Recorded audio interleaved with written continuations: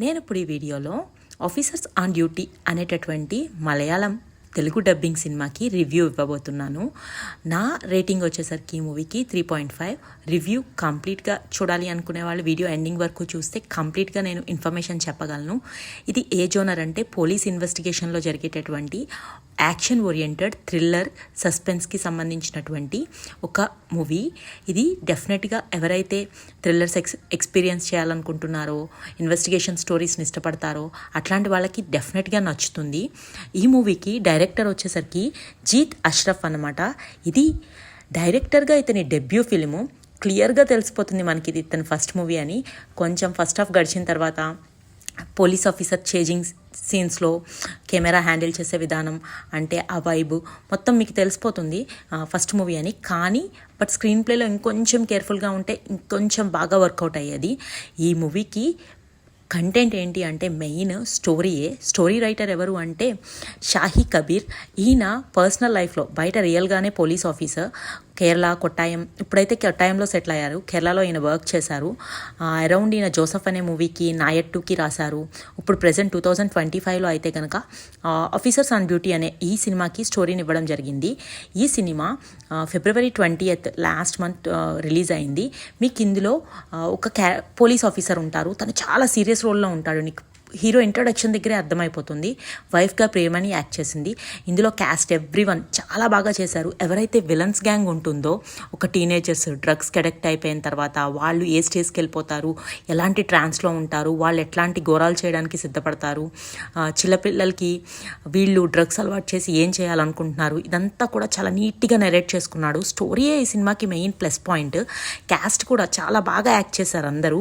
ఈ మూవీలో ఎవరు అంటే హీరో కుంచకో బొప్పన్. మీకు ఈ మధ్య ఓటీటీస్ బాగా చూస్తున్న వాళ్ళకి అలవాటే పద్మిని అనే సినిమా చూసే ఉంటారు మీరు. అందులో ఒక పర్సన్ ఉంటాడు కదా, మ్యారేజ్ అయిపోయిన వెంటనే వైఫ్ వదిలేసి వెళ్ళిపోతుంది, తర్వాత డైవర్స్ కోసం అప్లై చేయడం. ఈ స్టోరీలో ఎంత కామ్ గోయింగ్ యాక్టింగ్ ఉంటుందో కుంజకంది.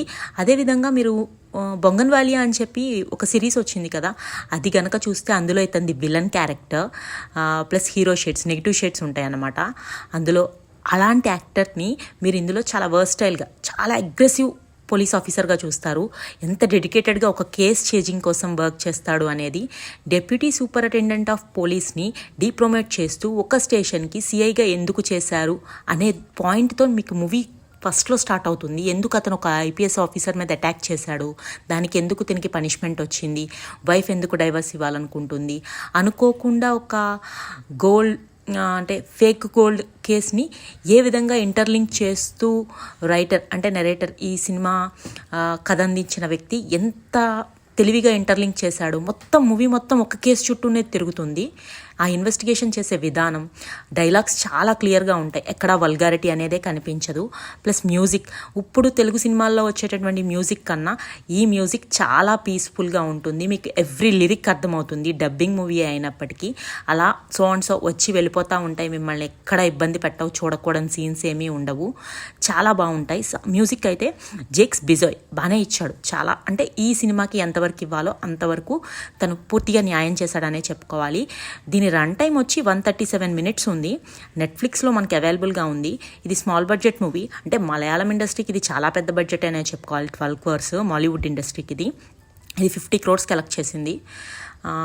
ఓవరాల్ పాజిటివ్ టాక్ ఏంటి అంటే, మీరు సస్పెన్స్ని కానీ, థ్రిల్లర్ మూవీస్ జోన్ని కానీ, పోలీస్ ఇన్వెస్టిగేషన్ అట్లాంటివి యాక్షన్ ఓరియంటెడ్ ఎక్స్పీరియన్స్ చేయాలి అనుకునే వాళ్ళకి ఇది మంచి మూవీగా నేను అడ్వైస్ చేస్తాను. పక్కాగా మీరు థ్రిల్ ఫీల్ అవుతారు. వన్స్ చూడండి. అసలు తను హీరో అయితే సిఐ రోల్లో హరీష్ శంకర్ తన పేరు. ఇందులో ప్రేమణి తన వైఫ్, తనకు ఒక 2 పిల్లలు ఉంటారు. ఎలా బలవన్ మరణాలకు పాల్పడుతున్నారు అండర్ గోయింగ్, అంటే ఎవరైతే 18 years బిలోకి వాళ్ళు ఎలా పోక్సో చట్టం నుంచి తప్పించుకుంటున్నారో ఇంటర్ రిలేట్ చేద్దాం అనుకున్నాడు. బట్ క్లైమాక్స్లో ఇదంతా చుట్టూ తిరిగి కూడా డ్రగ్స్ దందాకి, మాఫియాకి ఇంటర్ రిలేట్ అయిపోతుంది.